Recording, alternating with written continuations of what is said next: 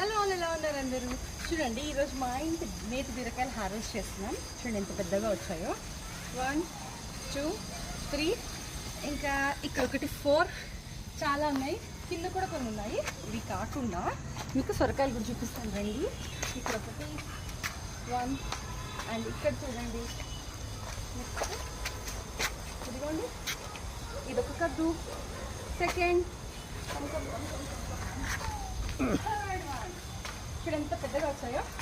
ఇది ఒకటి పాడైపోయింది, ఇంకొకటి హార్వెస్ట్ కూడా చేసాము మేము. చూడండి ఎంత బాగుంది.